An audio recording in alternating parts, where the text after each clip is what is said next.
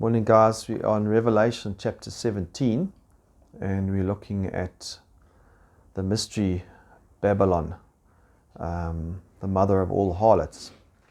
And as we were introduced to Babylon in chapter 16, we continue in that theme.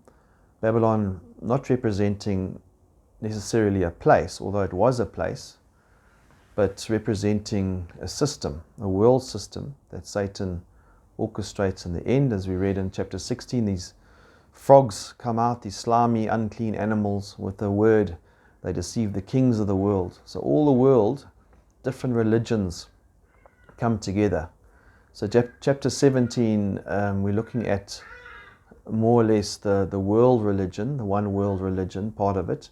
Chapter 18, more of the one world economic, one world currency type of part of it. And all of these things are even happening today to some degree, where people are getting deceived and being taught to accept this one world order. And so it says in verse 1, "Then one of the seven angels who had the seven bowls came and said to me, 'Come, I will show you the judgment of the great prostitute who is seated on many waters.'" So this great prostitute, the mystery Babylon, the mother of all harlots, which is mentioned in verse 5, is the name of this system, is the judgment of God is coming on Babylon. And we saw that in end of chapter 16, where the kings of everyone comes against Christ, and these bowls of wrath are pouring out on this system.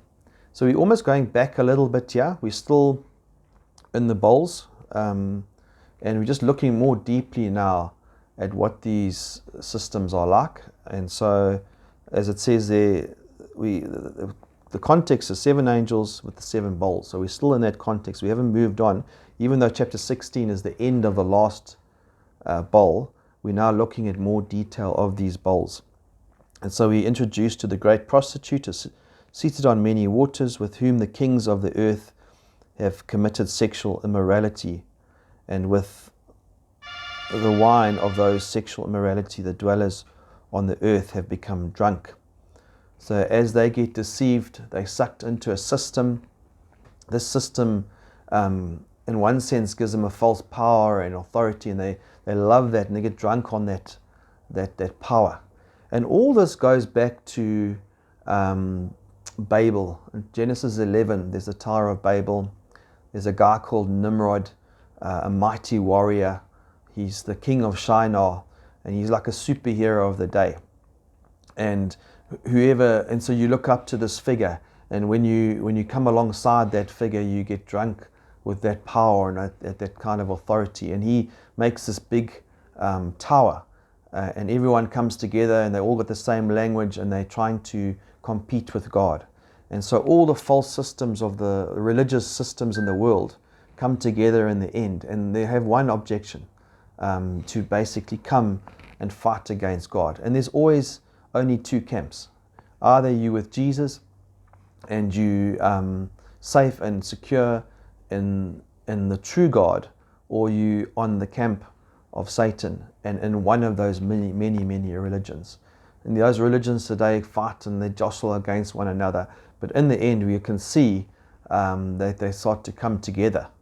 And so they, just like Babel, try to compete with God and raise themselves up against God. These system and religious orders come together and rise themselves up to God. I'm just going to quickly end with verse 5. And on her forehead, but we'll come back to verse 5, I think, on Monday. On Wednesday. "And on her forehead was written a name of mystery, Babylon the Great, the mother of prostitutes and of the earth's abominations." So every single false religion out there is an abomination to God. And man is made to worship.